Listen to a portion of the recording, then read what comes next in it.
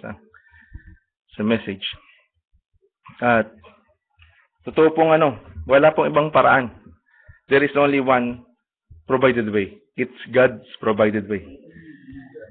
Praise God. At mga kapatid, kung babalik tanawan natin yung mga gawain sa bawat araw na dumalan sa bawat buwan sa taong ito, masasabi natin the message that we hear here is not for the public. Amen. It's for the church. Kung napakasarap po, kanina pong umaga, pinag-usapan namin nila, Pastor, napakasarap pong alalahanin yung mga bawat gawain na kinakasaluhan natin ng salita ng Diyos. Alam niyo po, tinitingnan ko sinusubaybayan ko yung buong taon na ito, yung mga naibahagi dito po sa gawain sa pulpito. Napakaganda po. Naalala ko po yung kay Brother Perry na na-share niya yung great delight, yung obeying the voice. Kung maalala niyo mga kapatid, ano pa yun? Nakaraang April pa yun? April 5. Ang daming sinishare, napakagandang alalahanin, napakagandang balik-balikan. Nawa ay lahat tayo na-experience natin ito. Doon sa message niya, obeying versus sacrifice. Yung pagtalima. Sabi niya doon, kung maala natin, no partial obedience. Walang yung kalahati lang pagsunod. Walang partiality. Walang partial doon.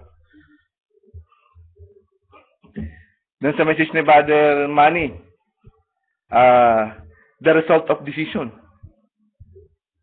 Napakagandang bulay-bulayin.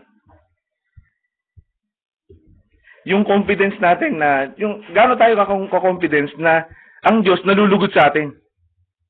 Yun yung isang napakagandang tingnan doon eh. Paano tayo nakatitiyak na nadidelate ang Diyos sa atin sa mga ginagawa natin? Napakarami mga kapatid. Si Brother Hilbert, sinira yung substance of faith versus substance of fear. Sino nakaalala ng mga kapatid?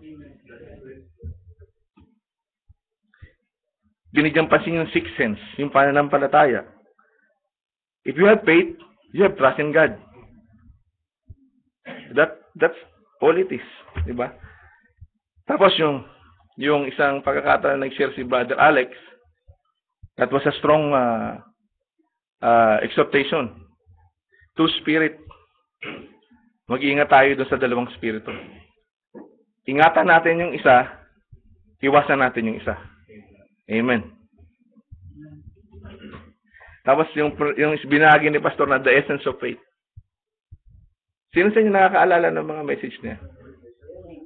Sino sa inyo yung nagkakaroon ng pagkakataon ng isang malayang pagkakataon na nakakagalak na balikan itong mga message na ito? Alam niyo mga kapatid, ito yung sinabi kanina na yung umiinit.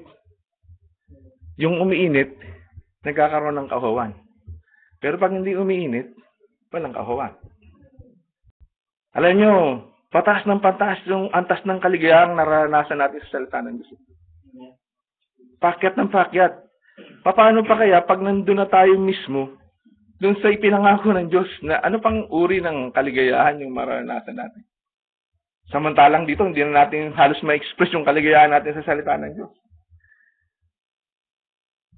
Kung naranasan natin yung pwersa, yung power ng mga salita ng Diyos, talagang napakaganda. Alam niyo mga kapatid, ang araw na ito ay higit na masaya kaysa mga araw na dumaan. At sa araw ng bukas, muli kong sasabihin mga kapatid, mas masaya yung araw ng bukas. At sa araw uli ng bukas, sasabihin ko mga kapatid, mas masaya. Merong puwersa na bumabatak sa iyo. Pero kapag nawawala na yung kahuwan, yung kagalakan, humuhupa, para bang ordinaryo na lang, parang routine na lang, lumuhod na tayo sa Panginoon. Kausapin natin siya bakit nawawala. Sabi ni Haring David, restore unto me the joy of salvation. Kanina po, alam niyo ba, pagtungtong dito, parang yung bang nag-uumapaw gusto mo agad sharing kagad? Diyan pa lang sa labas, hindi ka pa nakakapasok, sharing na kagad. Habang tumatagal, lalong umiinit. Habang tumatagal, lalo nag-iingting. Napakasarap ng nagiging karanasan natin dito, mga kapatid.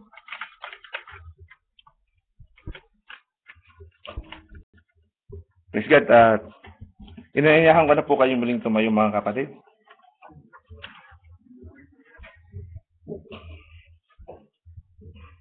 Atin pong basahin yung pagkasaluhan nating mga talata sa banal na kasulatan. Sa Matandang Tipan po, mga kapatid. Sa kabanatang 24, sa Genesis. Sa kabanatang 24 ng Genesis, papasimulan po natin sa talatang 11.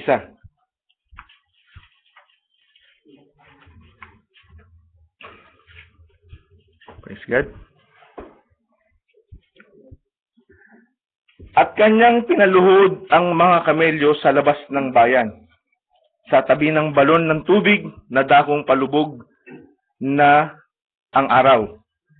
Nakapanahunan ng paglabas ng mga babae upang umigib ng tubig. At sinabi, O Panginoon, Diyos ng aking Panginoong si Abraham, ipinamamanik ko sa iyong pagkalooban mo ako ng mabuting kapalaran ngayon. At ikaw ay magmagandang loob sa aking Panginoong kay Abraham. Narito, ako'y nakatayo sa tabi ng bukal ng tubig. At ang mga anak na babae ng mga tao sa bayan ay nagsilabas upang umigib ng tubig. At mangyari nga na ang dalagang aking pagsabihan, ibaba mo, sinasamo ko sa iyo ang iyong banga upang ako'y uminom, at siya'y magsabi, uminom ka, at paiinumin ko pati ng iyong mga kamelyo, maging siyang iyong itinalaga sa iyong lingkod na kay Isaac. At sa ganito ay nalalaman kong nagmagandang loob ka sa aking Panginoon. 15. At nangyari na bago natapos ang pananalita niya, ay narito si Rebecca, na ipinanganak kay Betuel na anak ni Milka, na asawa ni Nahor, na kapatid ni Abraham, na lumabas na pasan ang kanyang banga sa kanyang balikat. Praise God. At dumako po tayo sa Bagong Tipan. Sa sulat po ni Apostol Pablo sa mga taga-Epeso, basahin po natin ang mga sumusunod na talata, pasimula po sa talatang 25. Ephesians chapter 5.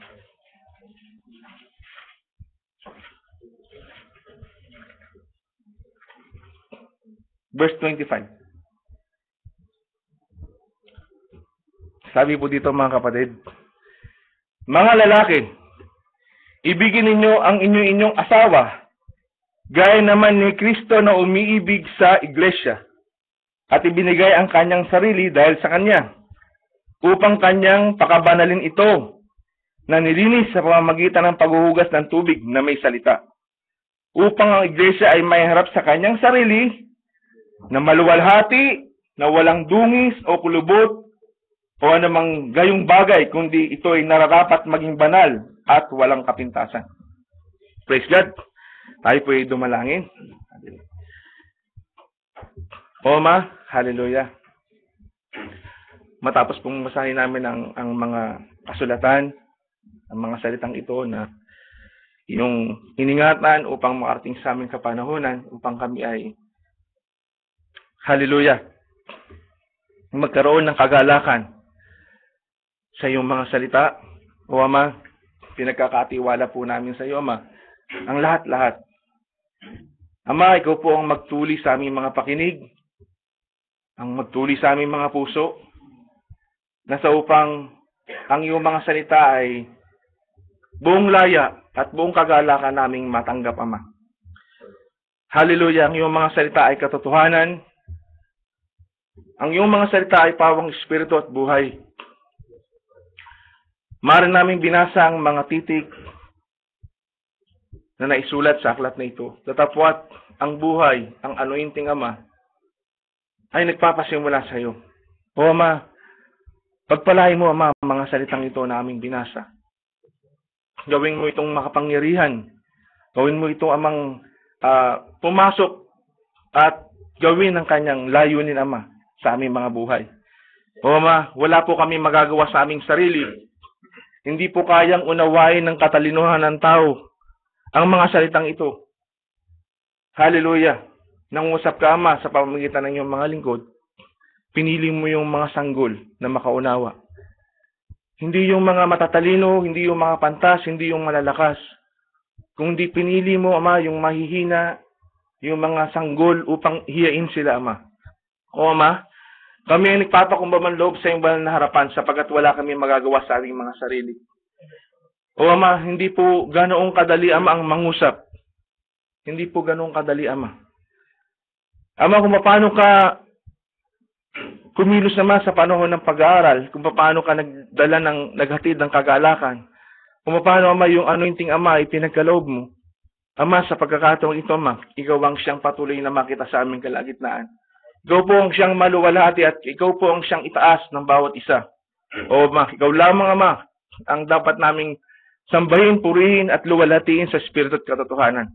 Ito pong lahat ay aming hinihiling at aming inaangkin, Ama, sa pananampalatayang pinagkaloob mo sa amin, Ama, sa matamis at makapangyarihang pangalan ng Panginoong Hesus. Amen. Tayo po'y makakapo, mga kapatid. Praise God.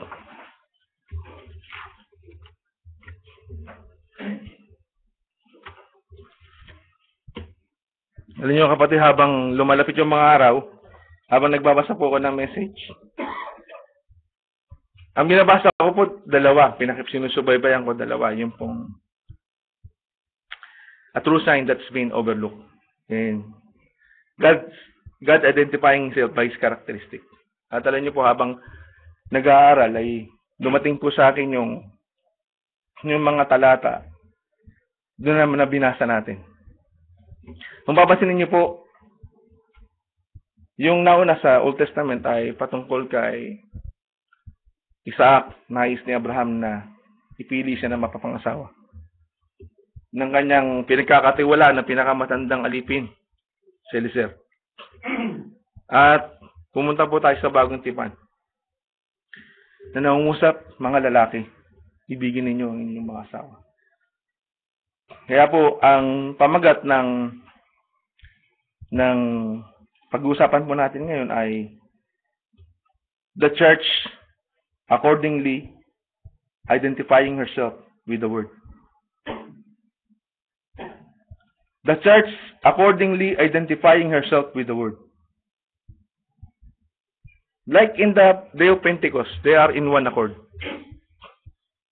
Sa panahong ating kinabubuhayan, wala po akong ibang makitang title na aangkop, kundi ang iglesia nakikipag-isa. Ina-identify niya yung kanyang sarili sa salita. At sino yung salita? Sino yung salita? God's characteristic is in His church. Wala namang ibang paghahayagan ng karakteristik ng Diyos kundi ang church. A church accordingly identified with Jesus Christ, the head of the church. Kanina natin i-identify kung tayo ay iglesia, kanina natin i-identify ang ating mga sarili. Amen? Alam niyo po, yung true signs that's been overlooked, ito ay totoong-totoo. Ito ay malapit sa kanila noong mga panahong dumaan. But they deliberately ignore the sign. Kahit na may nakikita na sila, isang napakalaking katanungan, mga kapatid. Bagkus na dapat sila ay maging properly identified with the true sign,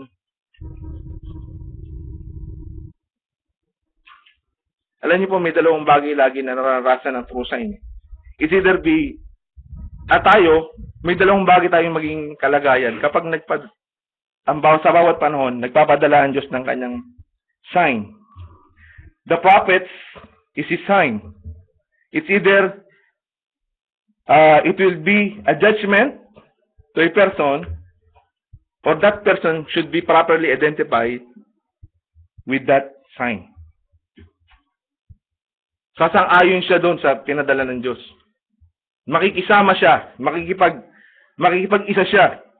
Pero mga kapatid, ang mga signs nito, they are mostly overlooked, criticized, destructively, made fun of, every time, all the time.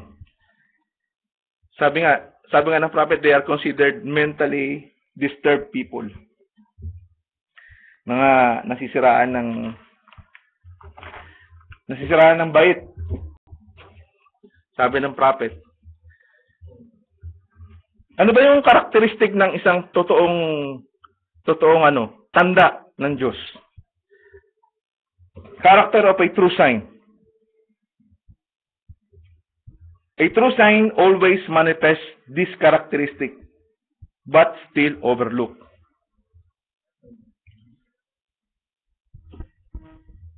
Ang true signs, they are always identified with the Word. Right? The owner of the Word, yung mismo nagmay-ari ng salita, yung characteristic nito is evident inside His own Word. The character of the one who owns the Word is inside His own Word. Amen. At itong salita na ito ay pinagkatiwala niya saan? Sa kanyang mga lingkod na propeta.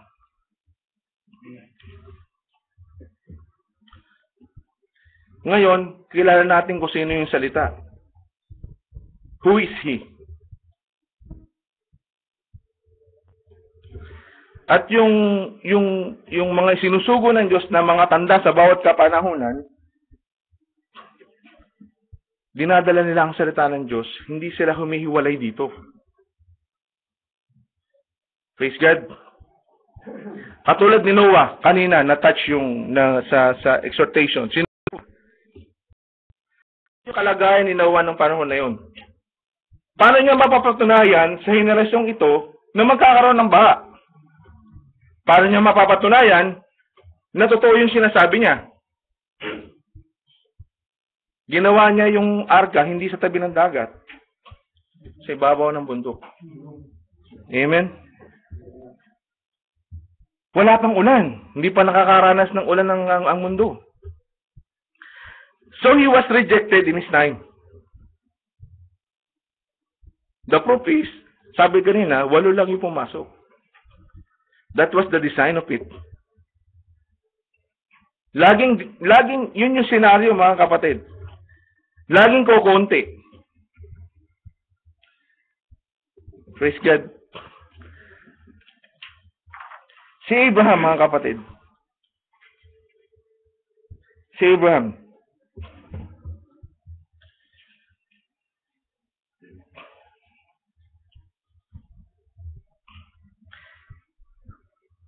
Abraham, sabi nga, it's a million miles way out of Abraham's mind. Na darating ang isang araw, darating ang isang pagkakataon, he was not thinking of it. Ang araw na yun, na isa-sacrifice niya yung kanyang nag-iisang anak. It was never in his mind.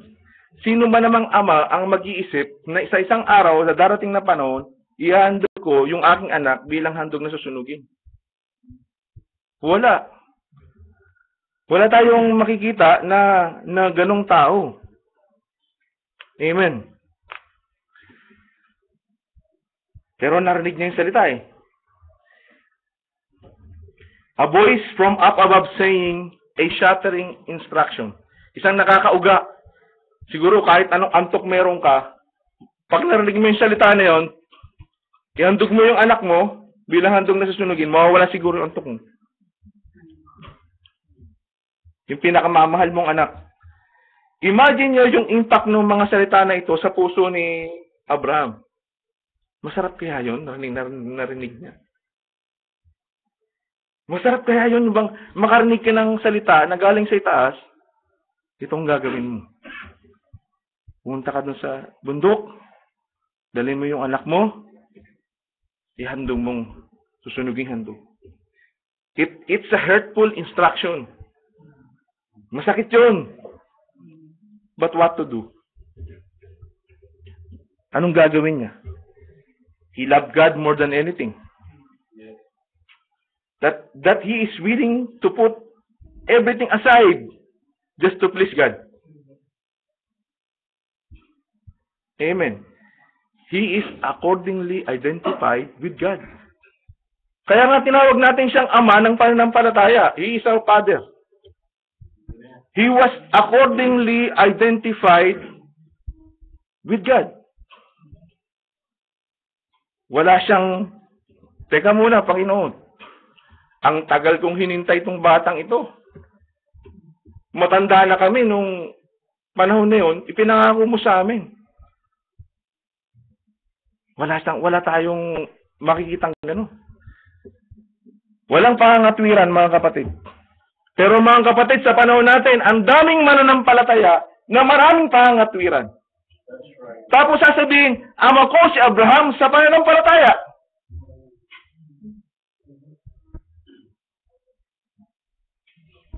Dadalo ng gawain, mga kapatid, sa ating mga sarili, sabihin natin ngayon, ama ko si Abraham sa pananampalataya.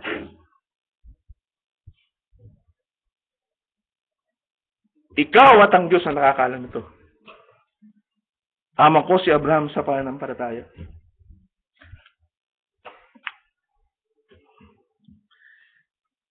Identifying himself by his characteristic. God is identifying himself by his characteristic. And now the church is here. Accordingly, identifying herself with the Word. Praise God. Sabi ng prophet, that characteristic never fails. Hindi ito kailanman sumasablay. Unfailing by nature. It is always evident, seen in the true sign. And take note, it is ever present where? This characteristic, ever present where? Mga kapatid, it should be and it must be ever present in the church, in His church. Sa kanya iglesia. It has no whatsoever cooperation with the world. No cooperation. Every true sign of God has no cooperation. Si Micah, sabi niya dun sa mga prophet, sabi dun sa binasa ko, I have nothing to contest with what you receive. Na ito sinasabi, magtatagumpay kayo, sumugod kayo. 400 sila. Hindi niya kinontra, pero ito ang sinabi sa akin ng Diyos. Hindi niya kinontra yung 400.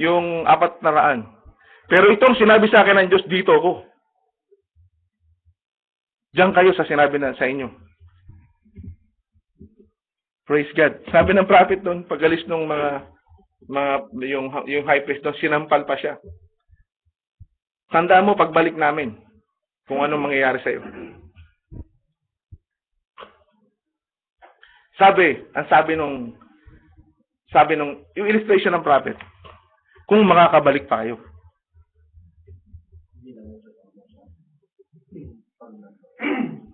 Kung makakabalik pa kayo. Praise God. Ganun ka yung mga sinusugo ng Diyos na mga lingkod niya. Praise God.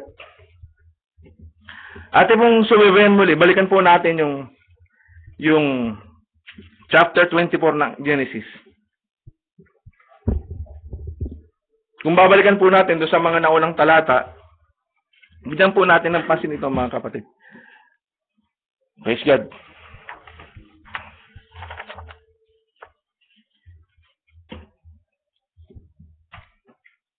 Sa verse 1 po, sabi dito, "And Abraham was old and well stricken in age, and the Lord has blessed Abraham in all things. And Abraham said unto his eldest servant of his house, that ruled all that he had,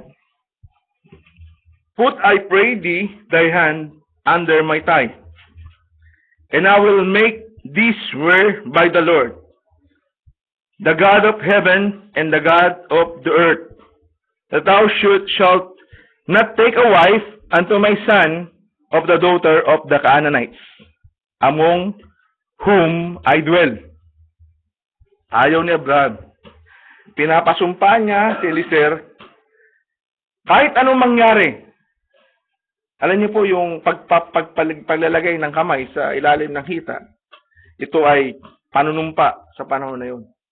At maraming bagay sa banal na kasulatan, ang tinignan ko na ito ay napakatibay sa pagitan ng dalawang tao. Sabi niya, "Wag na wag mong ikukuha ng asawa ang aking anak dito sa lugar na aking kinakaparoonan." Verse 4, "But thou shalt go unto my country and to my kindred, and take a wife unto my son Isaac." And the servant said unto him, "Peradventure the woman will not be willing to follow me unto this land. Must I need bring thy son again unto the land from whence thou comest?" Ito. Ayaw niya na magkaasawa si Isaac dito sa Canaan. Ayaw niya. So, kailangan pumunta ni Eliezer sa pinanggalingan niya sa southern Mesopotamia para kumuha doon ng mapapangasawa. Ngayon, ang sabi ni Eliezer, paano kung hindi gustong sumama?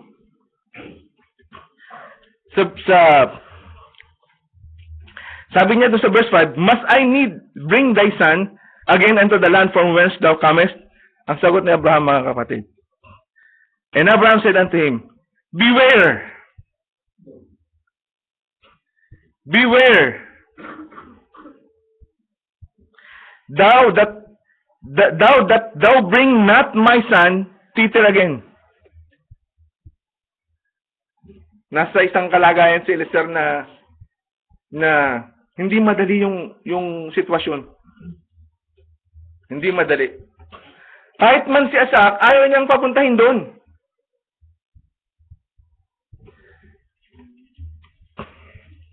Verse 7, mga kapatid, "The Lord God of heaven, which took me from my father's house, and from the land of my kindred, and which spake unto me, and that sware unto me, saying, Unto thy seed will I give this land. He shall send his angel before thee, and thou shalt take a wife unto my son from thence." Alam niyo po, si Abraham, he is prophesying. Nangungusap siya ng isang bagay na alam niya magaganap. Naniniwala ba tayo doon, mga kapatid? Amen. Praise God. Sabi ng verse 8, "And if the woman will not be willing to follow thee, then thou shalt be clear from this my oath. Only bring not my son, only bring not." But ayaw na ayaw niya na makabalik din yung anak niya.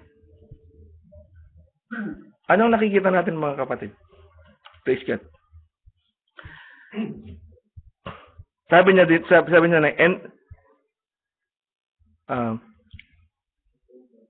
sabi niya sa verse 8, "Only bring not my son thither again." And the servant put his hand under the thigh of Abraham his master, and swear to him concerning the matter. Verse 9, "And the servant took 10 camels of the camels of his masters, and departed. For all the goods of his master were in his hand. And he arose and went to Mesopotamia, unto the city of Nahor." Tingnan niyo mabuti, mga kapatid. Baybayin natin yung mga talata. Tingnan natin. Yung mga sequence ng pangyayari. Kung ano yung ginagawa ni Eliezer, kung ano yung gusto ni Abraham, at kung ano yung dadatnan niya doon. Kung sino yung dadatnan niya. So 10 sabi, and the servant took 10 camels of the camels of his master, and departed, for all the goods of his master were in his hand. In his hand. And he arose and went to Mesopotamia, unto the city of Nahor. And he made his camels to kneel down without the city by a well of water at the time of the evening, even the time that women go out to draw water. Verse 12. And he said, O Lord of my master Abraham, I pray thee, send me good speed this day. Send me good speed. Gumawa ka ng mabuti sa akin sa araw na ito. And show kindness unto my master Abraham. Anong sinasabi lagi ni Eliezer? Show kindness to my master. Laging tinuturo niya just yung master. Kung nakasumpong sa'yo ng biyaya ang aking Panginoon. 13. Behold, I stand here by the well of water, and the daughter of the men of the city come out to draw water. And let it come to pass that the damsel, to whom I shall say, let down thy pitcher, and I pray thee that I may drink, and shall say, drink, and I will give the camels drink also. Let the same be she that thou hast appointed for thy servant Isaac, and thereby shall I know that thou hast showed kindness unto my master. Hindi niya ina-address sa kanya, mga kapatid, nababasin nyo? Hindi ina-address ni Eliezer sa kanya. Verse 15, mga kapatid. And it came to pass, before he had done speaking, that, behold, Rebekah came out, who was born to Bethuel, son of Milcah, the wife of Nahor, Abraham's brother, with her pitcher upon her shoulder. And the damsel was very fair to look upon. A virgin. A virgin. Mga kapatid. Very fair to look upon, and a virgin. Neither had any man known her. Pure. And she went down to the well and filled her pitcher and came up. And the servant ran to meet her and said, let me, I pray thee, drink a little water for thy pitcher. And she said, drink, my lord. In-address ni Rebecca na my lord. Is Eliezer stranger to Rebecca? Pero, ano sinabi niya? Lord. A stranger. Ano nakikita natin kay Rebecca? She's a very becoming woman. Napakaganda ng kanyang karakter. Praise God. Amen. Nawa ay manamnam natin, mga kapatid.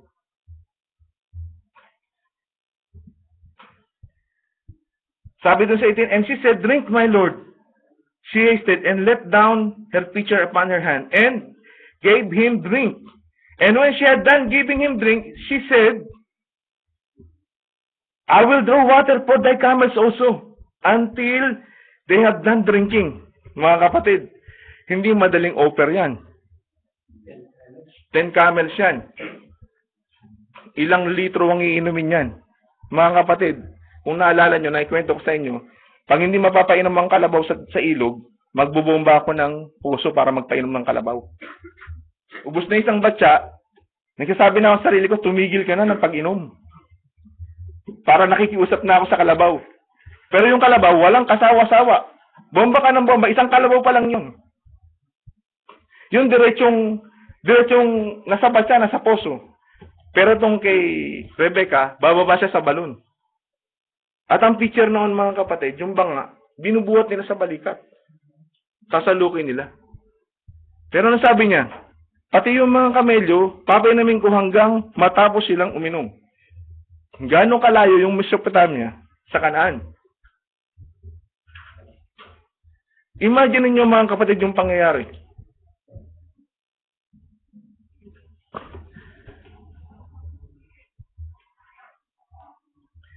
Verse 20, and she hasted and emptied her pitcher into the trough and ran again unto the well to draw water. Tumatakbo pa, nagmamadali pa. Parang napakahalaga nung taong dumating. Parang napakahalaga. Tapos, gano'n na lang yung respond to Rebecca. Amen. Praise God. 21, and the man wondering at her held his peace. Wondering si Eliezer, to wit whether the Lord had made his journey prosperous or not. Nagtatanong pa si Eliezer, no? 22. And it came to pass, as the camels had done drinking, that the man took a golden earring of half a shekel weight, and 2 bracelets for her hands of 10 shekels weight of gold, and said, whose daughter art thou? Tell me, I pray thee, is there room in thy father's house for us to lodge in? And she said unto him, I am the daughter of Bethuel. I am the daughter of Bethuel, the son of Milcah, which she bare unto Nahor. She said moreover unto him, we have bought straw and provender enough, and room to lodge in. 26, and the man bowed down his head and worshipped the Lord. Amen. Hallelujah. Alam niyo mga kapatid, humingi ng sign si Eliezer. At mga kapatid, si Rebecca, he performed all those signs. That's why dumating sa akin yung pamagat na the church accordingly identifying herself to the word. Mga kapatid, tumitipo si Abraham sa Ama. Tumitipo si Eliezer sa banal na espiritu. At tumitipo si Rebecca sa atin. There is no contrary character with Rebecca. Nung ma-experience niya na mamit ang isang stranger, mga kapatid, we are stranger with the Holy Ghost. Before, wala tayong kalam-alam sa banal na espiritu. Pero ngayon, masasabi ba natin kilala natin ang banal na espiritu?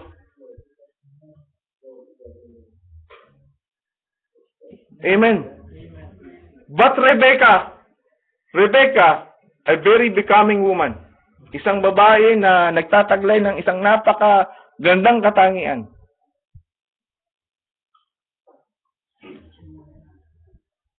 The church,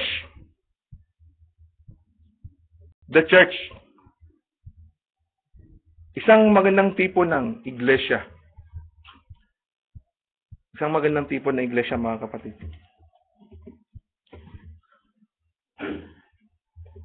Praise God. Alam niyo mo mga kapatid, nung siniprepare ko ito, hindi ko alam kung paano magtatagpo yung dalawa, pero habang binabasa ko, dun po talaga napunta.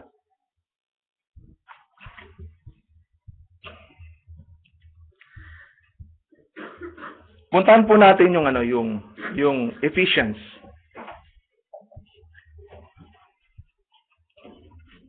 Husband, love your wives,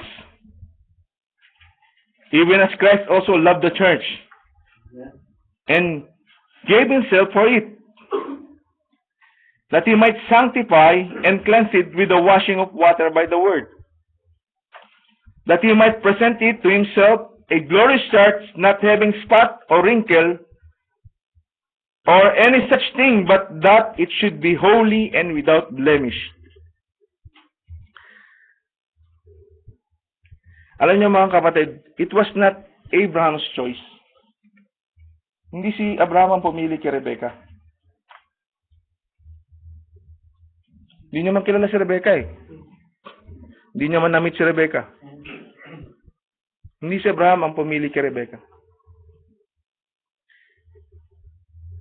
Rebecca doesn't have a clue of whatsoever Eliezer asked for a sign. Wala siyang kahit anong kaisipan. She doesn't have anything to read on about it. Tayo, may binabasa tayo ngayon, mga kapatid. May binabasa na tayo ngayon, mga kapatid. Si Rebecca, wala siyang binabasa noon tungkol sa mga signs na hiningi ni Eliezer. Meron na tayong binabasa ngayon, mga kapatid. Ang kailangan na lang, mag-apoy tayo sa pagbabasa. Amen. Praise God. Alam niyo mga kapatid, ganun talaga, siguro, yung kalikasan tumitipo sa spiritual. Sabi, sakit ng kalingkingan, sakit ng buong katawan. Right? Kapag yung isang spirito ang naroroon sa isang church, doon sa body, pag may dinadaramdam yung sabihin ko na, pag merong nakikita yung manggagawa, ang unang, alam nyo kasi ang pastor, siya yung shock absorber eh. Hindi natin pwedeng piliin maging pastor tayo. Binibigay ito ng Diyos. Pero yung puso ng pastor, mga kapatid, ang puso ng pastor, kung ano yung nasa Panginoon, yun ang nararamdaman ng pastor. Hindi tayo nagtataas ng tao, mga kapatid. Pero ang isang pastor, nakahandang harapin lahat ng panganib sa isang tupa niya lang. Sabi nga, di ba, iiwanan niyo siya 79. Yun ang gagawin ng pastor. Yung puso ng pastor, talagang naranasan niya yung pag-ibig ng Panginoon. Kaya, kapag may mga pagkakataon na tumatamlay ang tupa, hindi masaya yung pastor. Merong dumarating na kalungkutan. At alam nyo, naniniwala ko na yung sakit ng kalingkingan, nararamdaman ng buong katawan. Praise God. So, si Rebecca, wala siyang kamalay-malay kung ano yung hiningi ni Eliezer. Mga kapatid, if Eliezer types the Holy Ghost, what is the purpose of the Holy Ghost? May message si Brother Eugene. Alalahanin niyo mga kapatid. What is the Holy Ghost for? Type, brother. What is the Holy Ghost for? Tayo mga kapatid, bawat individual, kailangan meron tayong personal na bagay dito. What is the Holy Ghost for?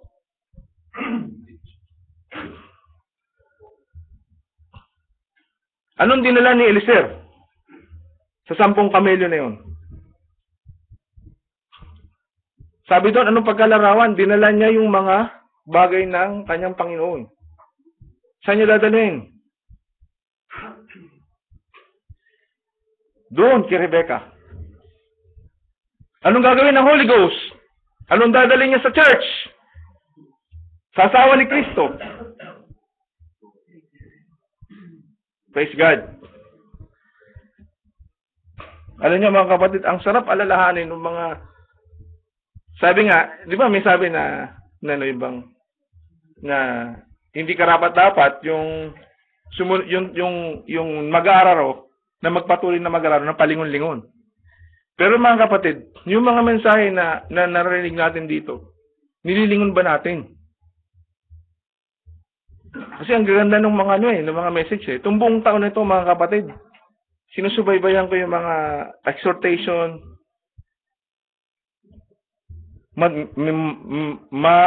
matindi yung yung impact, mabigat yung maranasan mong kaluwalhatian mula sa Diyos. Praise God. Message ni Brother Mon nung nakaraan, the signs of the Times. Naalala nyo? Yung title? Amen. Signs of the Times. Nabanggit yung wife dun eh. Ano yung uniform? Ano yung uniform doon? Amen. Praise God. Alam na nag-message. Praise God. Hallelujah. Ano yung health card? Ano yung health card na nakita doon? Expired. Amen. Alam niyo mga kapatid, napakahalaga na tayo, alam natin lagi na naka-identify tayo dun sa asawa natin. Praise God. Huwag nawa. Kasi doon nangyari, caught unprepared. Amen. Praise God. Hallelujah.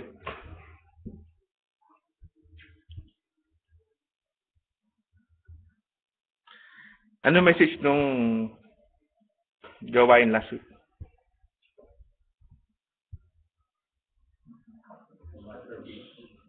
Masterpiece. Pero wala sinabi si pastor na title. Pero alam natin, kung nagbabasa tayo, kung saan tumatakbo, yung mensahe niya. Praise God. Everything God do, ano sabi? Naalala niyo yung sinabi. Everything God do, behold. Amen. Praise God. Hallelujah. Yung pinakamaganda sa lahat, yung ginawa niya, yung nagtataglay ng kanyang image and likeness. Amen. Praise God. Amen.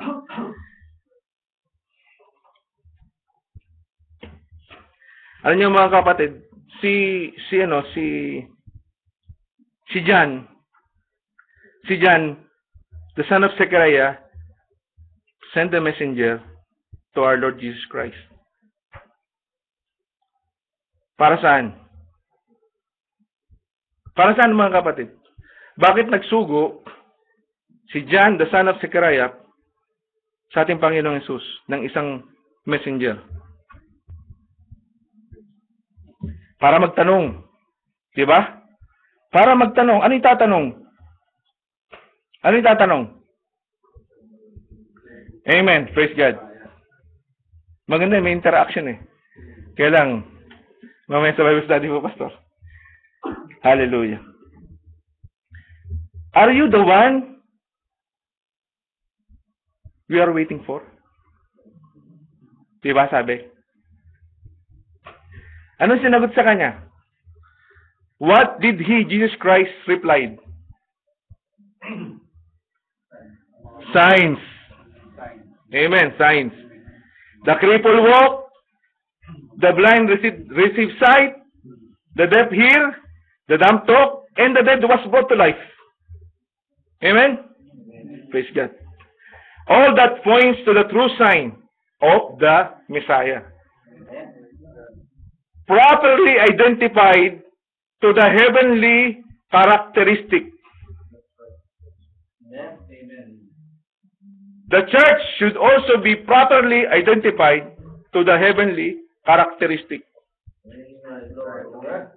Amen. Praise God.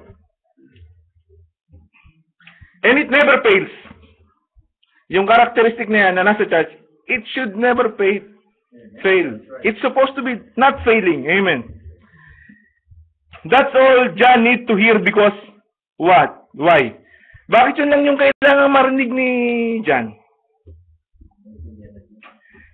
Kasi he knows the sign. He knows the sign.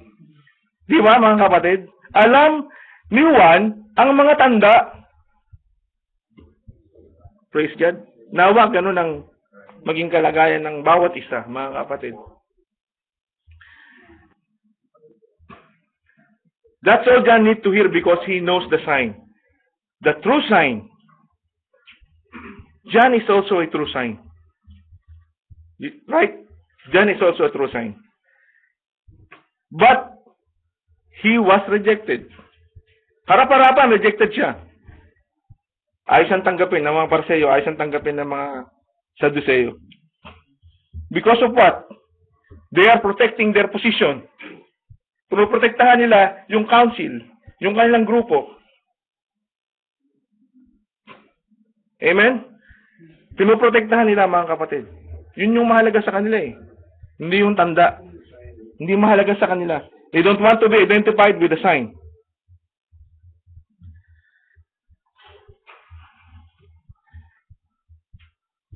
But they did not identify themselves with the true sign. Ayaw nilang maging kasama si Juan. And also the true sign of all the true sign, Jesus Christ. Ayaw nila. Tinanggihan nila. Alam niyo mga kapatid, doon sa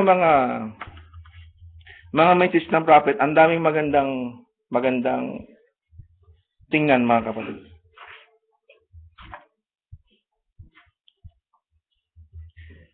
Meron po akong gustong basahin ng mga kapatid dito sa isang illustration ng prophet.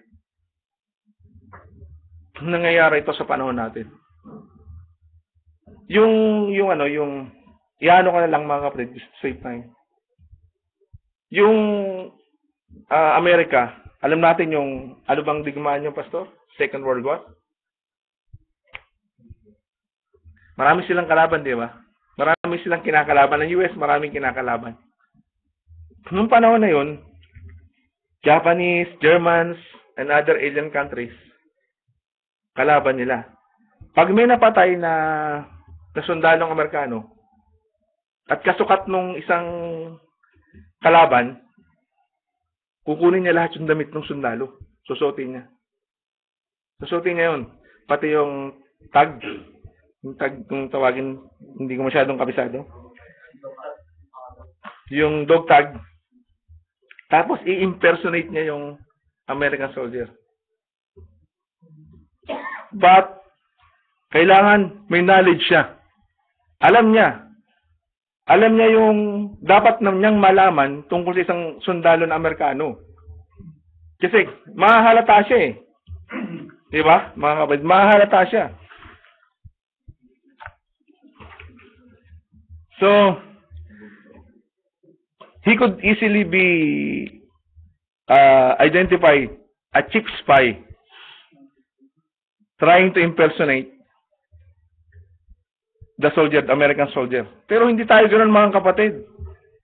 We are not trying to impersonate anybody. Maraming mga end-time message believer sa panahon natin mga kapatid. Kaya ngayon habang naging message si Brother Johnny, meron tayong dilubyo sa panahon natin mga kapatid. Meron tayong dilubyo ng maling katukuan. Not outside the end-time message believer, mga kapatid. Dito mismo sa loob ng end-time message movement, may dilubyo ng maling katuruan. Ihalimbawa na natin yung ayaw na ayaw ng kapatid natin. Third Testament na. Glorified body na tayo. Hindi ba natin masasabing dilubyo yan ng maling katuruan? Kailangan natin yung arka. Amen. Kailangan natin yung anointing, labas at loob. May sahing. Paano tayo magkakaroon ng ganitong klaseng kalagayan? Na sa panahon natin, kasi kampi-kampi yan eh. Hindi espiritu ng Diyos yung pagkakabahagi. Pagkakampi-kampi. Kaya wala tayong kakampihan, wala tayong aawayin. Pero, may sahing tayo sa loob at sa labas. Kasi, katulad ng paglarawan kanina, napakadaling humigop nung gopher wood. Pag wala yung anointing, mga kapatid, look at the church ages. 4 na anointing, katapat nung 4 na kabayo. Yung sa taas, they were properly, accordingly identified with their anointing in their time. Tayo mga kapatid, sa huling kapanahunan ng huling iglesia, anong anointing meron na binigay ang Diyos? The highest anointing, the flying eagle. At dapat na ang church ay identified with their anointing in their time. Mga kapatid,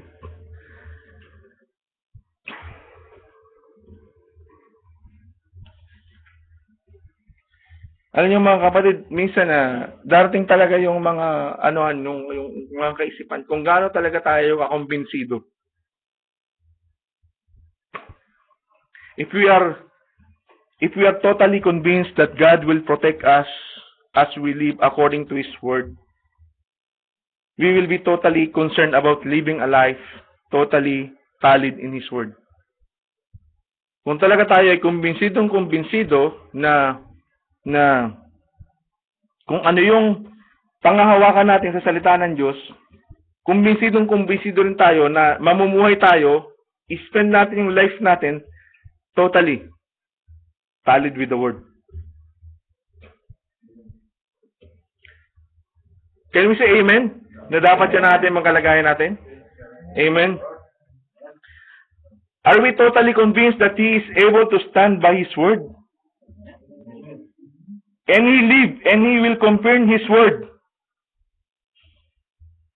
Katulad din ngayon mga kapatid, if we are convinced that God keeps His Word,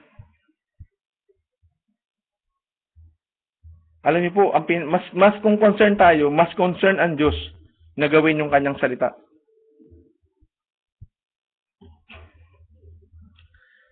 Kanina nabanggit si Martha.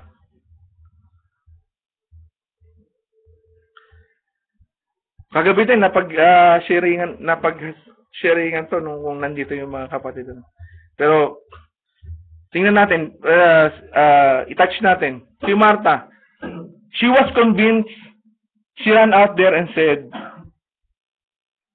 ang sabi nila sa Tagalog, sinabi nga ni Martha kay Jesus, Panginoon, kung ikaw sana'y narito, disin ang kapatid ko ay hindi namatay. At ngayon man, na may nalalaman ko na anumang hingin mo sa Diyos ay ipagkakalob sa iyo ng Diyos. Parang convincing talaga yung dalawang talata na ito eh. Parang walang totally convinced si Martha. Wala siyang pag-alinlangan. Pero so verse 23, sinabi sa kanya ni Jesus, magbabangon uli ang iyong kapatid. Ano yung sinagot niya, yung aralan natin kagabi? Sabi ni Martha, siya ay nagsabi sa kanya, nalalaman ko na siya ay magbabangon uli sa pagkabuhay na maguli sa huling araw. Si Martha nakatingin sa malayong hinaharap. Pero yung nasa harapan niya, the resurrection of the life and the life, hindi niya na-recognize ng ganun. Kasi nag-aantay pa siya ng malayong hinaharap para kay Lazarus na mabuhay. She was convinced but not enough to believe that Jesus at that very moment will raise up her brother Lazarus. Hindi. Ngayon tingnan natin yung ating mga sarili. For it is for us to live accordingly to the promised word of God. Sa panahong ito.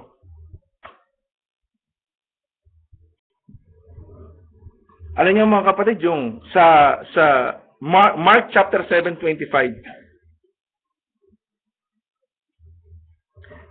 Alam niyo ito mga kapatid, chapter 7:25 ng Mark, yung babae doon na yung anak niya ay inaalihan ng maruming espiritu. Ang sabi doon mga kapatid, Mark chapter 7 verse 25.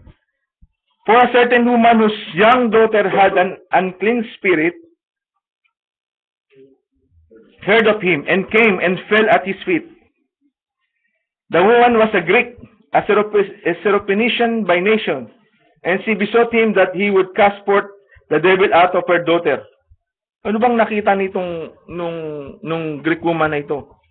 This little Greek woman na talagang ginagawa niya ito na makalapit sa Panginoon na magsumamo sa kanya. Sa 27 sabi ng Panginoon, but you said unto her, let the children first be filled, for it's not meet to take the children's bread and to cast it unto the dogs. Sumagot yung babae, mga kapatid. Ano sabi ng mga babae, ng babae yung alam niyo mga kapatid, nakumbinsido siya eh. Wala siyang kaduda-duda. And she answered and said unto him, yes, Lord. Yet the dogs under the table eat of the children's crumbs. Tira-tira lang yun. Pero kumbinsido siya. Sa atin ngayon, hindi tira-tira ang binibigay ng Diyos. Hindi tira-tira. Hindi tira-tira yung binibigay ng Diyos. Kaya kung kumbinsido itong maliit na Gregong babae na ito, mas dapat maging kumbinsido tayo mga kapatid. At sabi ng Panginoon sa kanya, and he said unto her, for this saying, go thy way, the devil is gone out of thy daughter. Kung kumbinsido itong babae na to, mas lalo tayo dapat na kumbinsido. It should manifest outside. After he had turned her down, she was turned down. The little Greek woman, the key word here is persistent. Alam niyo mga kapatid, may mga time na nagkakaroon ako ng experience na para bang nagkakaroon ako ng guilt, mga kapatid. Kapag hindi ko na ibigay yung pinakamainam na panahon, kapag hindi ko na pag-aralan yung gagawin ko, na ito yung panahong ibibigay ko sa Diyos. Dahil merong dumating o may sumingit na ibang bagay. It's all about planning, mga kapatid. God has a plan. God knows what He is doing. Tayo, binigyan tayo ng wisdom ng Diyos. Tayo lang kasi yung image and likeness niya eh. We have to plan. We have to plan when the time to meet God intimately. Yung bang may panahon tayo. Sino sa atin yung nakakapagplano na ito yung eksaktong gagawin ko, hihingin ko sa Diyos na patnubayan ako, nagabayan ako, nabigyan ako ng karunungan, na ito yung eksaktong gagawin ko para makausap ko siya ng masinsinan. Meron ba tayong thrill na naranasan kapag kausap ko ang Diyos ngayon? May thrill ba? May thrill? Praise God. She was turned down, but keep coming on persistent. Totally convinced. She is. It was revealed to her because she saw things that properly identified the promised Son of God. Nakita niya eh. Kumbinsido siya.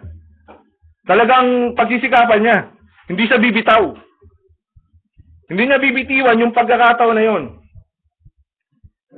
Hindi niya bibitiwan, mga kapatid. Sa bawat panahon ng gawain, mga kapatid, naniniwala ako na, sabi nga kanina ni mahal nating kapatid Barjani, tingnan natin yung ating sarili. Kasi nakikipag-usap sa atin ng Diyos. Nakikipag-usap sa atin ng Diyos. Wala na tayong ibang gagawin kasi ngayon dahil alam natin na nasa pintuan na, napakalapit na. Napakalapit na. So, ang tanong doon, are we persistent enough? Because if we are convinced enough, we should be found accordingly identified with His word evidently. May ebidensya. May ebidensya. Kitang-kita. Kitang-kita. Everything in our life will testify about it. Ang buong buhay natin, magpapatotoo. Praise God. Sabi dito sa isang message ng prophet, he was sinless by nature. And that's the only thing that could project the sinless God. He was sinless by nature, and that's the only thing that could project the sinless God. Word, the Word being God. And a word is a thought expressed. And when God's thought operant, He expressed His thought. And Christ was God's expression. Amen. You see it. He was God's expression. That God could be us. Ano ibig sabihin na yun? Ng prophet? That God could be us. And live as we live. Yet expressing perfectly what the perfect person should be. Perfectly. He was God's word expressed and properly vindicated, identified.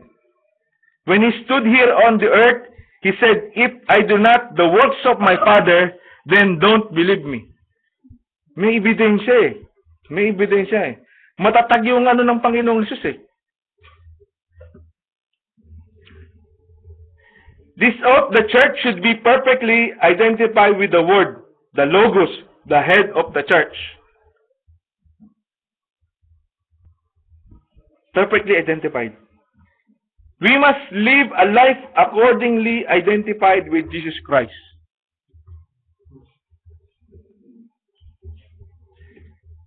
Sin is unbelief. There's only two things, channels, that you can live by. One of them is faith, and the other one is unbelief. He that believeth not is condemned already. Take note, whatever we do that is opposite to God's word, those things are attributes of unbelief. Anumang bagay na ating gagawin, maliit man o malaki,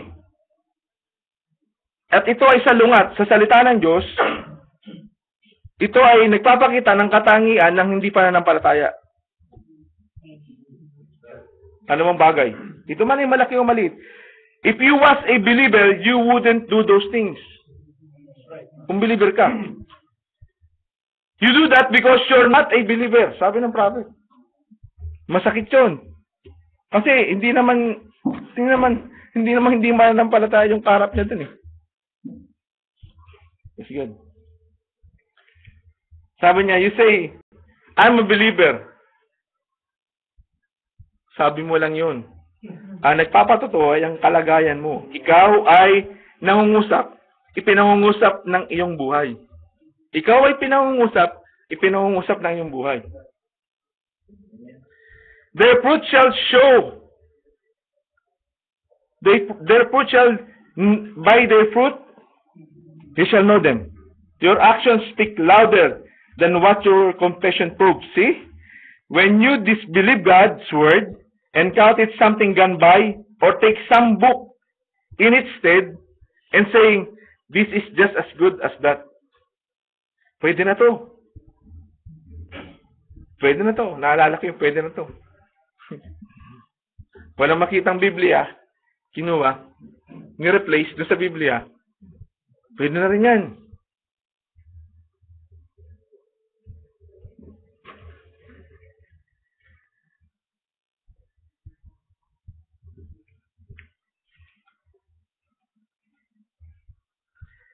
It goes to show that you're not a believer. You're not. And if you are, then you would believe God's word. He would express Himself through His word. Kaya kung nasa iyo yung word, the question is, are you His word?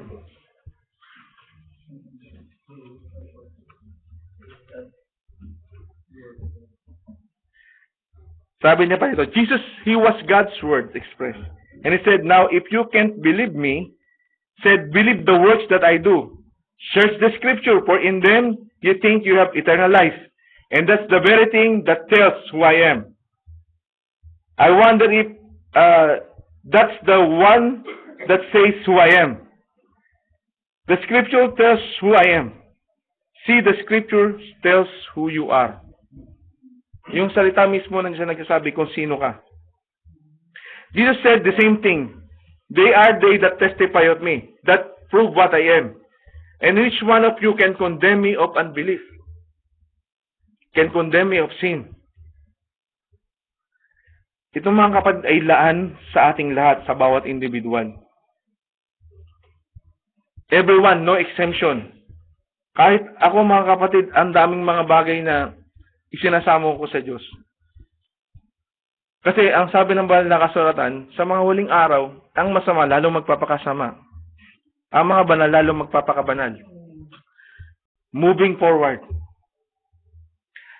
Kung nung nakaraang mga buwan ng gawain, may expectation ba tayo ng pagpunta dito? Ano ba yung inaasahan natin sa Diyos? Would it turn out that we will go the same way after our fellowship with God? Or we will move on to another another yung level o yung panibagong tapos sa susunod na gawain, ganun uli ng expectation natin. Paakyat ng paakyat. Or we just attend the service like that and go home and do the things we want to do.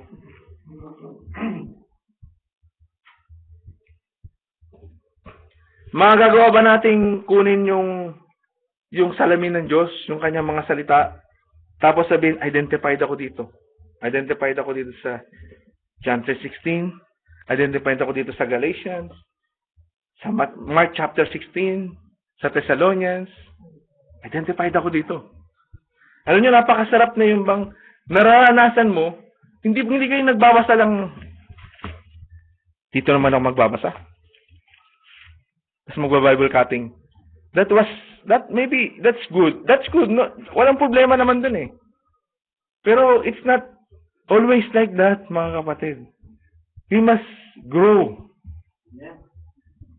Kasi dinadala tayo ng Diyos. Lahat ng mensahe, tingnan niyo mga kapatid, sa buong taon na ito, may sinasabi ang Diyos. Dinadala niya tayo doon sa kapunuan. The perfect person of Jesus Christ. Amen.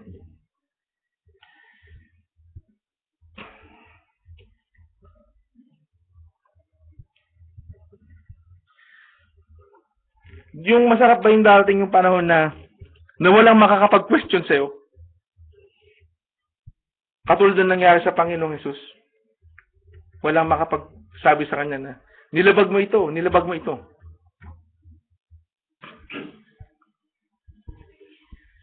Praise God. Jesus lives in every individual that composes the church. A church that's accordingly identified with the Word.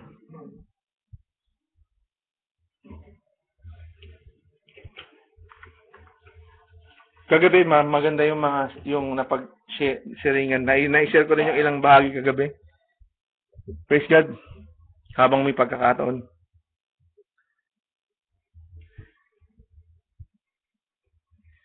Meron pa ako isang babasahin mga kapatid sa message ng prophet. This message is from the message identification. 1964. Sabi doon ng prophet, kinuha ko lang ito isang portion na ito, sabi. Now, this reflected his loving, noble character. God reflected in a man called Christ. He was only one that could do this. There was no other character in heaven could do it. See, was God. He was the sinless nature.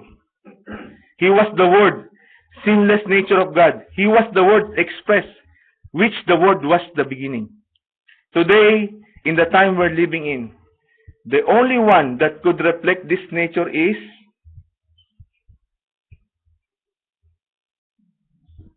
Amen?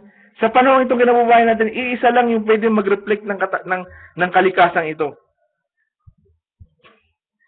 Who do you see in our time could reflect this nature? Tayo, mga individual, mga kapatid, isa-isa tayo. Sino sa atin, sino yung po pwede mag-reflect ng characteristic na ito? Heavenly nature. Nawa, alam natin kung sino yung dapat. The church, the body of Jesus Christ, there could nobody else but His wife. Amen. Wala nang iba eh. Sino pa ba? Isa lang naman yung asawa ng Panginoon. Amen. Sabi nga ng prophet dito, if you are in the Lamb's book of life, you was God's expression from His thought. If you are in the Lamb's book of life, you was God's expression from His thought. He seen you and seen your desire. Yung desire. Yung desire nyo, nakikita ng Diyos. Yung desire ko, nakikita ng Diyos.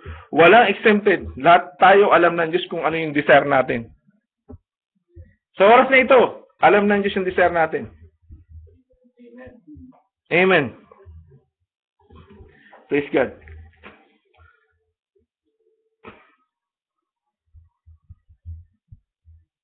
Sabi na, if you are in the Lamb's Book of Life, you was God's expression of His thought, His sinew and sinew desire. Because there even was an atom or anything else, and you are His thought made word. You are His thought made word, and expressed in what you are now. Ikaw ay yung kaisipan ng Diyos. Ikaw yung kaisipan ng Diyos. Ang salita ng Diyos, and you were expressed now in your time. Amen. That's God in you, reflecting Christ today. That is God in you, reflecting God's Christ today. A reflection, you've got to be identified. So the church mga kapatid, ang iglesia. Kaya dumating sa akin yung bagay na yun.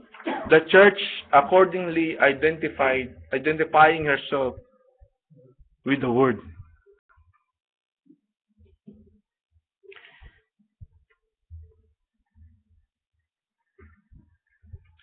Sabi dito pa, and if you are and you were in God's thinking at the beginning, see, and was His reflection here on earth, you will bear record of the heavenly. And as He bore record of the heavenly also, and when He raised up from the grave and was given a body, when we raise up, will have a body like His own glorious body. Di ba napakasarap nun mga kapatid? Napakasarap nitong bagay na ito na sinasabi na isinishare ng propeta. Magbe-bear tayo ng record of the heavenly.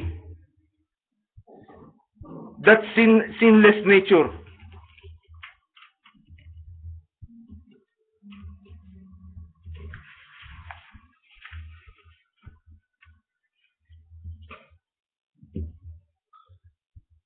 Alam niyo mga kapatid, sa panahon natin yung Godhead sa end time message, yung Godhead sa end time message, isipin niyo lang natin mga kapatid, iisang propeta ang nagturo ng Godhead.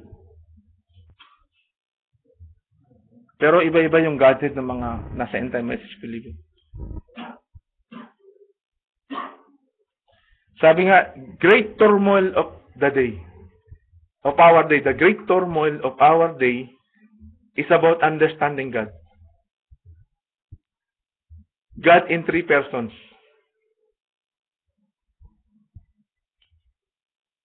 Alam natin yung turo na to eh. Hindi naman three persons yung tinuro ng prophet. Ang tinuro ng prophet, God, it's three attributes of God. Like three offices. Sabi nga, God above us, in the Holy Spirit up there, in a pillar of fire. God made flesh and dwelt among us, a man that we could touch and handle. Now God in the church. In the church. First, God above. Second, God with you. And third, God in you. The same God, three different manifestations. The same God all the time. Alam nyo, this is still a mystery to many people. Sabi nila, ayaw nilang pakialaman dahil mystery ng Diyos.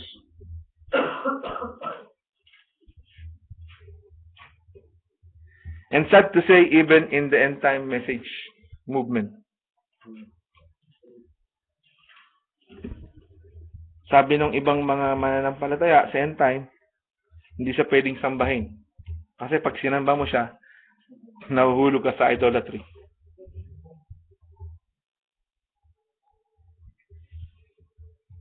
Alam niyo mga kapatid, ito yung nagpapatotoo, naglalarawan.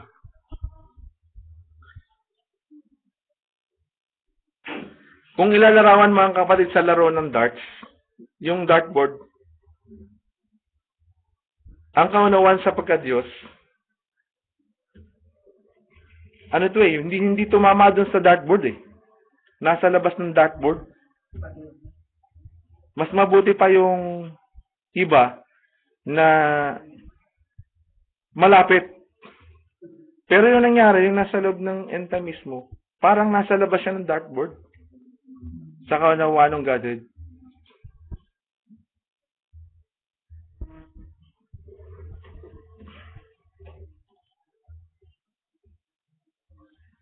Pero mga kapatid, sa mga pinili ng Diyos, hindi ito magiging misteryo.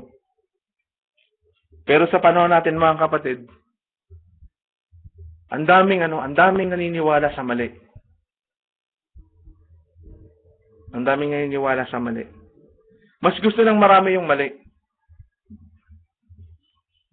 Konti lang ang may gusto ng tama. Kaya pag sinabi mo dun sa marami, yung tama, mamaliin ka ng marami. Amen. Katulad doon na pag-sharingan nung Thursday, dyan pa lamang sa pintuan mga kapatid. Sabi doon, ito illustration din ng prophet. Sa panahon natin, kagaya ito ng dalawang kamay. Parehong may hindi liit, parehong may hindi laki, parehong may index finger, parehong may fingerprint. Pero pag tingnan mo, there is one that is left, there is one that is right. Paano mo madidistinguish ngayon kung ano yung tama doon sa mali? Mga kapatid, naniniwala ko na hindi ito magiging mahirap sa mga totoong pinili ng Diyos. Malalaman at malalaman nila yung katotohanan.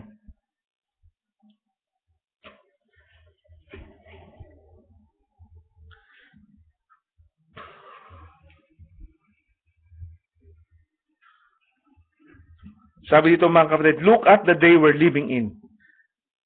What's promised for this day? Where are we? We move on up.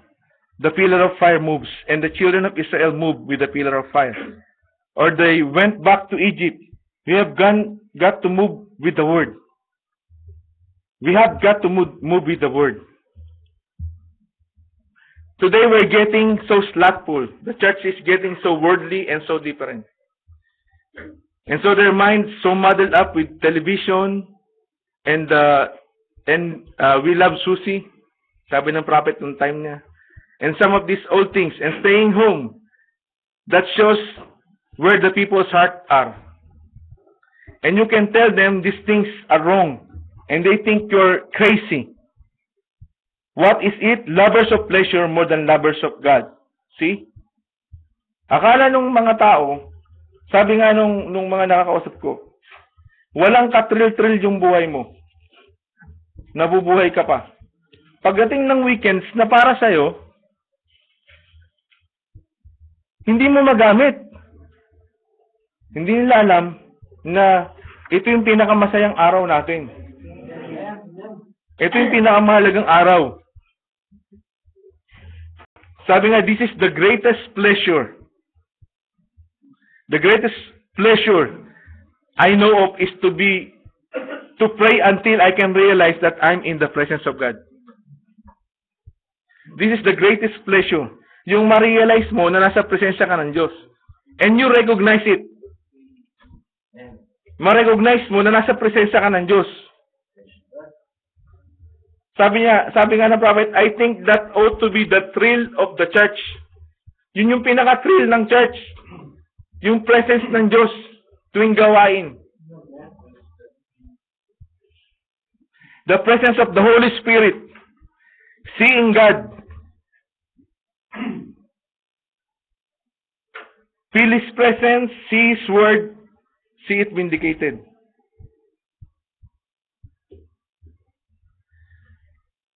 Praise God.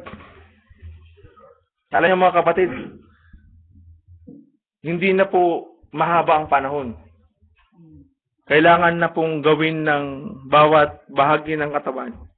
Sabi ng prophet, kung meron pa akong ibang bagay na kailangang gawin, yung buhay na nanalabi ko pa para sa akin, sabi niya, sa prayer niya, gamitin ng Diyos para dun sa kanyang layunin. Alam niyo mga kapatid, every time na nandito tayo sa gawain, Masaya, masaya, masaya nakikita natin. Nagkakaroon tayo ng response. Pero hindi doon titigil. Hindi titigil lang doon sa panahon na nandito tayo.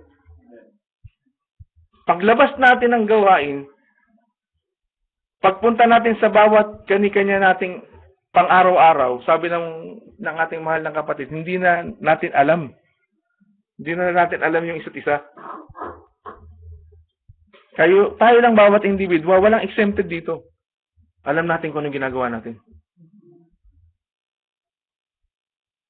Walang pwedeng humusga, wala. Hindi naman ibinabahagi ang salita ng Diyos dito para manghusga.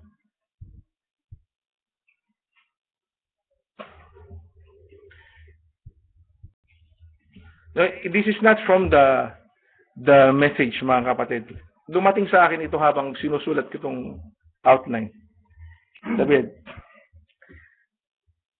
dito ang dumating sa akin na ganito yung mga kapatid ang nakan.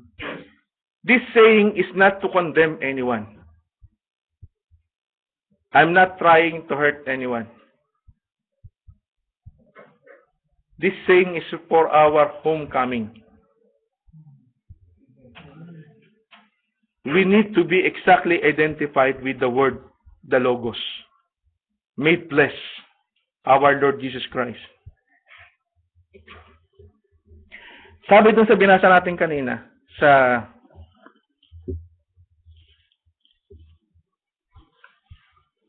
Ephesians chapter 5.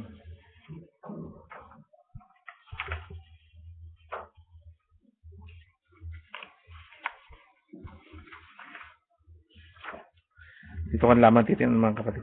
Ephesians chapter 5.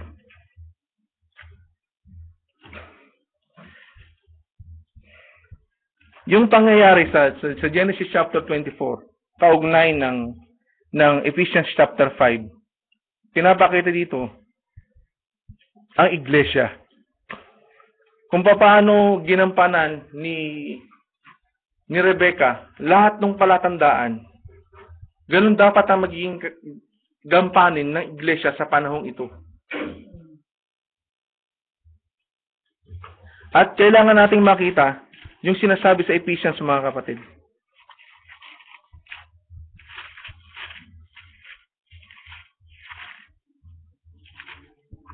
Ephesians chapter 5.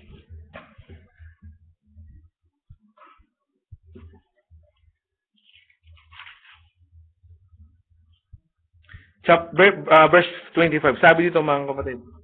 Husband, love your wives, even as Christ also loved the church and gave himself for it.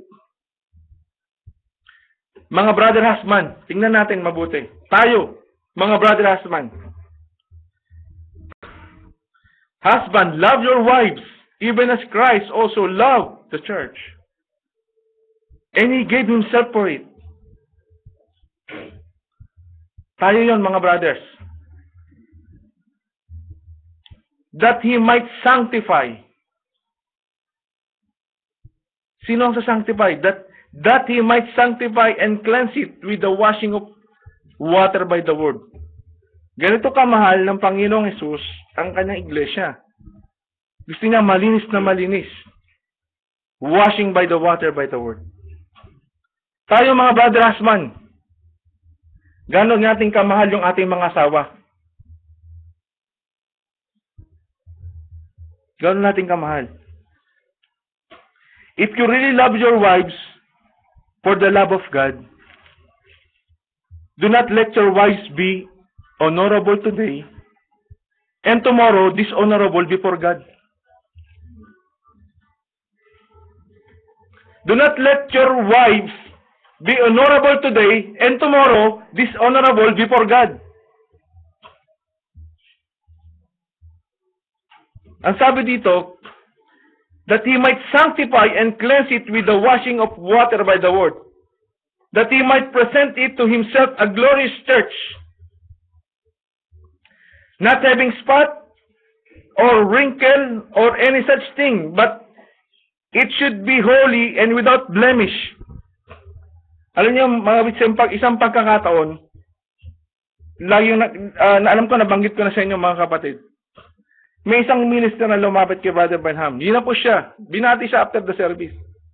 Sabi ng minister na ito, Brother Branham, the churches in Chicago really wants you. Really wants to have you. Can you compromise a little of what you are teaching? He said, what? They really want to have you. They really love to have you. But they are afraid you're going to touch this thing. Can you compromise a little of what you are teaching? And the prophet said, what? They are not against me.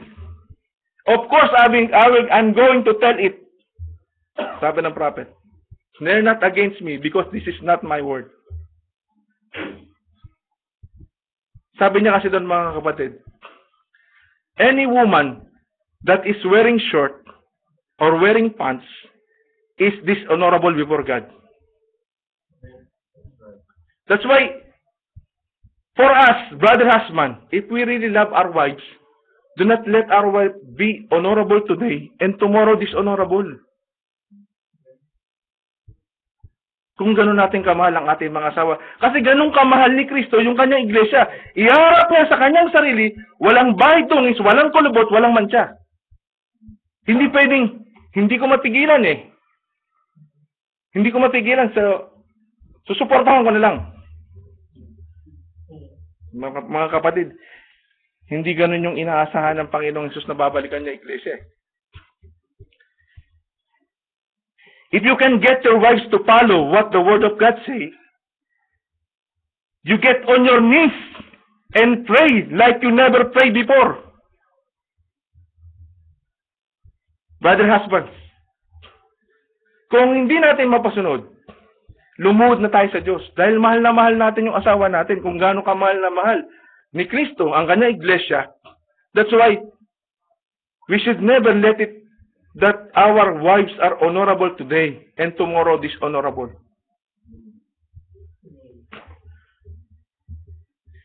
That is if you really love your wives like Jesus loved the church. Remember, we are about to go home. Imagine when our Lord Jesus comes and your wives are in these conditions, will Jesus Christ validate His word and change it to qualify us? But instead, it should be He, Jesus Christ, changing us to be in accord with His word in order for us to be qualified. Hindi ang Diyos ang magbabago ng kanyang salita para maging qualified tayo. Tayo ang babaguhin niya para maging qualified tayo ayon sa kanyang salita. How can we testify of holiness or clean dress? Sabi ng prophet. How can we preach holiness of putting on clean dresses if our very own wives and daughters are boldly putting it on? Wearing unclean dresses, just like that, almost legalizing it for Christians. Nililegalize. Clothe ourselves contrary to the written word of God. Sabi ng prophet, this is a mockery to the word of God if we profess that we are Christians. Mockery to the word of God if we profess that we are Christian. Isa lamang ang tanging lugar na maaaring puntahan o pagkanlungan ng tao. Isang dako na kung saan siya ay tiyak na protektado, ligtas. At sa lugar na yan ay walang maaaring daanan ng kaaway. There is no breach existing in that place. Wala mga kapatid. Saan lugar ito, mga kapatid? Sa loob ng kanyang salita. So do not ever step out of it. At kung ikaw ay nasa loob ng salita ng Diyos, ano yung kababahala? May magagawa ba sa iyo ang kaaway? Hindi matanggap ni Haring David na ang isang tuling Pilisteo ay lalait sa Diyos ng Israel. Hindi niya matanggap, mga kapatid. Mga kapatid, tayo yung mga pinili ng Diyos. Ano yung katatakot natin sa mga hindi tuli? Tayo yung tinuli sa puso, tayo yung tinuli ang ating mga pakinig,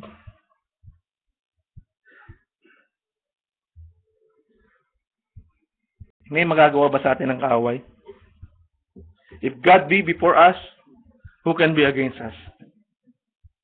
Kapag dumating ang Panginoong Jesus at nasumpungan ka sa kasuotan na salungat sa kanyang salita, nasaan ka?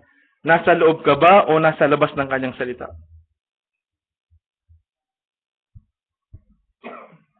Sabi dito, go no place you would not be wanted to be found if Jesus should come. Say nothing that you would not want to be saying if Jesus should come.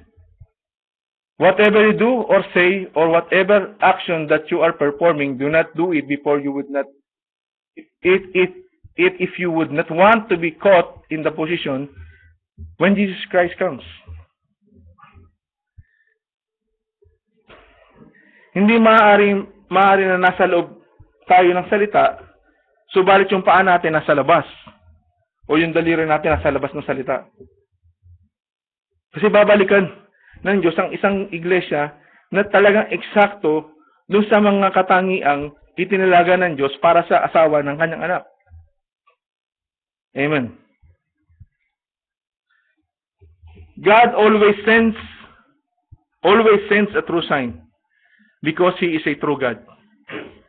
And these true signs possess a godly characteristic because God cannot use one with a contradicting character.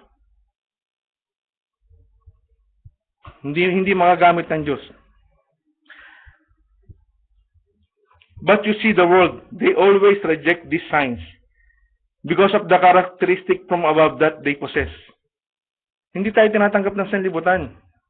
Maliit na bahagi lang ang asawa ng Panginoong Hesus at ng asawa ng Panginoong Hesus kung paano ni-reject ng marami ang Panginoong Hesus, ganun din re-rejectin ng sanlibutan. Ang iglesia na kanyang babalikan. The church now is the very true sign. Wala na. The church now is the very true sign and this church possesses self-same characteristic from God. For God to operate in His church. Para makagawa ang Diyos sa kanyang sa loob ng kanyang iglesia, taglay-taglay na iglesyang ito, yung katangiang ito na makalangit. A church that is a true sign against this world, a judgment to this world, without cooperation to this world. Those who stand on the word are true signs of our day. Without cooperation with the world and the things in it, we are supposed to be a true sign in our day. This day that we are living in, mga kapatid. Anong uri ng kabanalan yung expectation ng Diyos sa kanyang iglesia? Kung talagang yung sinasabi ng Ephesians na binasa natin, yung pag-ibig ng asawa sa kanyang asawang babae ay katulad ng pag-ibig ni Kristo sa kanyang iglesia, ibibigay niya yung kanyang sarili. Lilinisin niya. Sabi dito, that He might sanctify and cleanse it with the washing of the water by the word. That He might present it to Himself a glorious church, not having spot or wrinkle or any such thing, but that it should be holy and without blemish. Anong gagawin? Anong gagawin? Alam niyo mga kapatid, lagi kong dinadalangin sa Diyos ang aking sambayan. Malayo ko sa kanila. Wala akong magagawa. Pero may pag-asa ako sa Diyos na mananalangin ako araw at gabi para sa kanila. Na dumating ang Panginoong Hesus na wala sila sa ganitong kalagayan.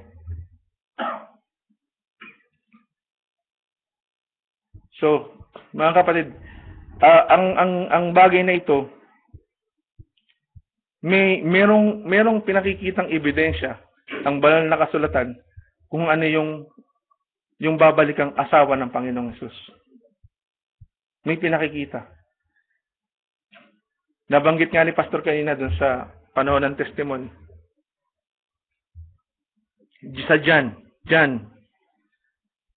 Sabi, and Jesus said unto them, I am the bread of life. He that cometh to me shall never hunger, and he that believeth on me shall never thirst. Lagi siyang busog. Lagi siyang kumpleto.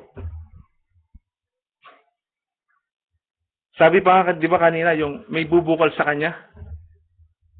May bubukal sa kanya na tubig ng kabuhayan. Babalong. Alam niyo mga kapatid, lahat nung nasa dyan na yun ay palatandaan ng kalagayan ng iglesia na babalikan ng Panginoong Yesus. May malaking pananagutan ang ulo. May malaking bahagi ang ulo. Ang Panginoong Yesus, ginampanan niya yung kanyang bahagi. Para sa kanyang iglesyang babalikan. Praise God.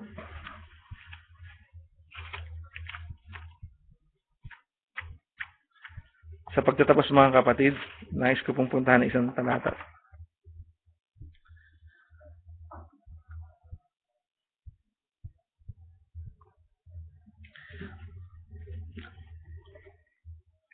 Sa 2 Peter po mga kapatid.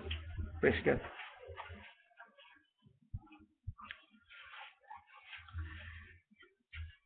Sa chapter 3 po mga kapatid, verse 11.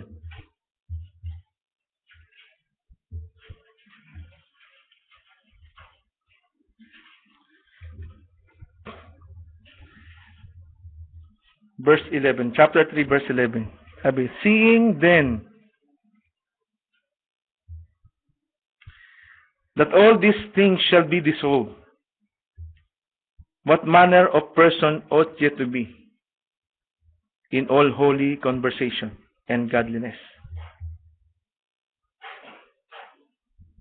Seeing that all these things shall be dissolved, what manner of person ought ye to be in all holiness, conversation, and godliness? Verse 14, mga kapatid. Wherefore, beloved, seeing that ye look for such things,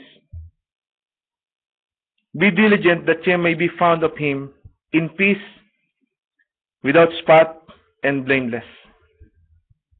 Yan po yung identification. That will be the church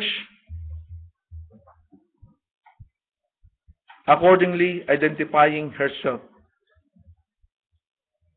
with the Word, the Logos, our Lord Jesus Christ. Our Lord Jesus Christ that so loved the church that He gave Himself. Binigay niya yung kanyang sarili. Para ang kanyang asawa ay maging malinis, walang bahid dungis, walang mantsa, walang kulubot. Tayo po ay tumayo sa oras ng mga kapatid. Hanggang doon lamang po yung mga bagay na ibinigay ng Panginoon. Praise God. Hallelujah. Praise God. Tayo po ay sumandali na maglaan ng panahon sa panalangin. Hallelujah. Praise God. Hallelujah. Hallelujah. O Ama Diyos na makapangyarihan sa lahat. Ikaw na siyang nakakatalastas ng aming mga puso. Ikaw sa bawat panahon ay nagsugo ng iyong mga lingkod na propeta. At Ama, wala kaming maaaring ibang balikan, Ama, kundi ang mga salita mo. Ang mga salita mo na yung pinagkatiwala mo po, Ama, sa mga lingkod mo sa bawat panahon na dumaan, Ama. At Ama, hallelujah, salamat po sapagkat nagsugo po kayo ng propeta sa aming kapanahunan. At ang mensahe, Ama, ay patuloy, Ama. Nagpapasalamat po kami, Ama, na ito ay makapangyarihang kumikilos sa maliit na iglesyang ito, Ama. Hallelujah. Isang maliit na iglesia, Ama. Hallelujah. Iisa lamang pong iglesia, Ama, ang pinapakita ng banal na kasulatan. Isang iglesia na nagtataglay ng mga katakingan, Ama. Na kung paano, Ama, nang isinugo mo si Eliezer, ay kagaya din naman na isinugo mo ang banal na spirito na taglay-taglay ang bawat bagay na kinakailangan ng iglesia, Ama. At ang kalagayan na Rebecca, Ama, siya ay kumilos. Siya ay kumilos ayon sa mga bagay na hiniling ni Eliezer, Ama. At naniniwala kami, Ama, na ang iyong iglesia, Ama, nababalikan ng iyong bugtong na anak ay hindi magkukulang ng anumang bagay, Ama. Sapagat ang iyong banal na Espiritu ang siya magtuturo sa amin, ang siya magpapaunawa sa amin, Ama. Hallelujah. Kung ano ang kailangan naming makita, kung ano ang kailangan naming maunawaan. Sa aming mga sarili, O Ama, hindi namin kaya ito, Ama. Marami kaming limitasyon, Ama. Maging sa pananalangin, Ama, nangangailangan kami ng iyong banal na Espiritu upang siya magturo sa amin. O Ama, alam mo po, Ama, na sinikap ko po, Ama, na sabihin yung mga bagay na ito, Ama. At sa mga bagay, Ama, na nakalampas po, Ama, sa mga bagay na hindi nararapat, kung anumang bagay, Ama, ang hindi nakalugod, Ama, sa iyong pakinig ay ipatawad mo po sa akin, Ama. Nalalaman mo po, Ama, ang laman ng aking puso. Hallelujah. Ito po, Ama, ay mahirap gawin, Ama, sa isang tao na kulang sa kaalaman, kulang sa kaunawaan. Tapat, kanino kami lalapit, Ama, at kanino kami magkakatiwala ng mga bagay, Ama, kundi sa iyo. Ama, yung mga bagay na ito ay every time that I read the message of the prophet, I come across these things. Hallelujah. Hindi ko po sinasadyang madaanan. Tatapat nadadaanan po sa bawat mensahe na aking pong pinagkakalob mo na aking mabasa, na mapakinggan sa iyong mga banal na kasulatan. O Ama, i-comfort mo po kami ng iyong mga salita. Hallelujah. Ang mga bagay po na naibahagi, I don't mean to hurt anyone. Mahal ko po ang aking mga kapatid, Ama. Hallelujah. Ayaw ko pong makalampas ng kahit anumang bagay na hindi nararapat, Ama. Patawarin mo po ako, Ama. At, Ama, ang ipinapadama mo sa amin, ang pinaparanas mo sa amin ay yung pag-ibig. Kaya po, Ama, I don't take opportunity behind the pulpit to hurt anyone, O God. It is my desire, O Lord, that walang sino man ang hindi makakasama, Ama, sa pag-agaw. Kung paano, Ama, na aking may bahay at aming mga anak ay dinadalangin ko na wag silang mapahiwalay, Ama, sa iyong mga salita. At masumpungan sila, Ama, na tagli-taglay. Ang katangiang tagli-taglay ng iyong iglesia.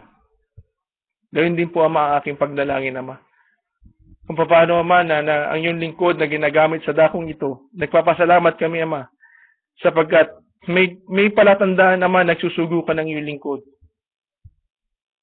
Hallelujah, maging ang kanyang may bahay, Ama, ay nagpapatotoo. Isang palatandaan.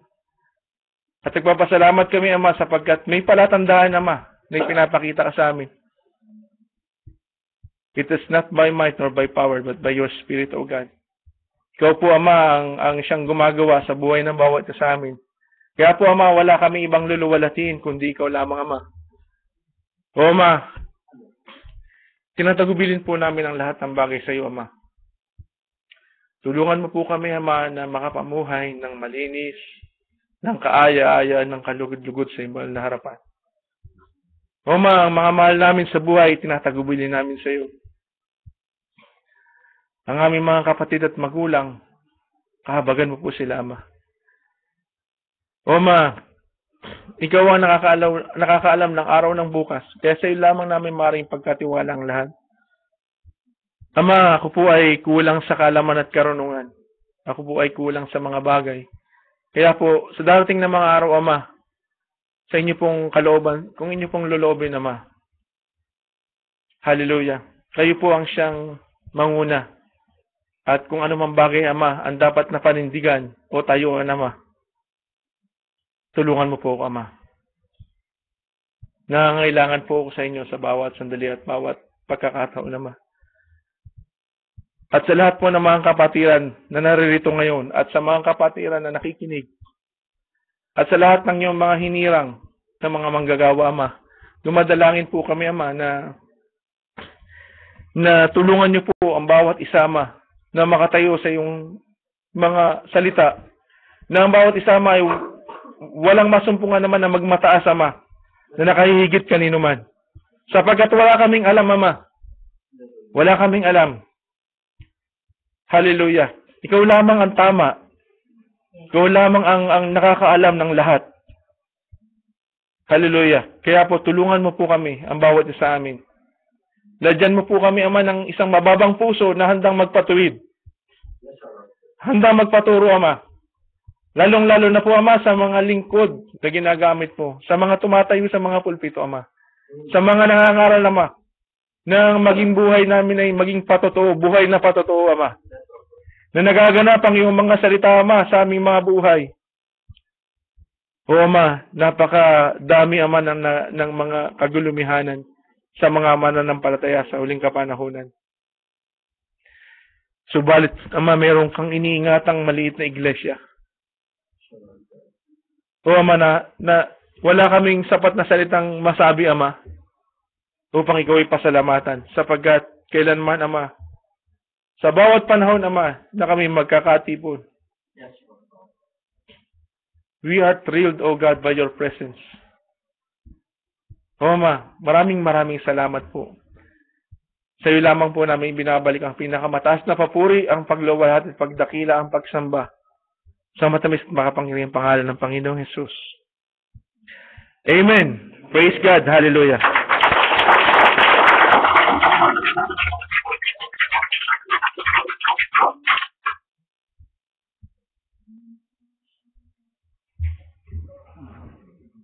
Si Pastor Panginoon.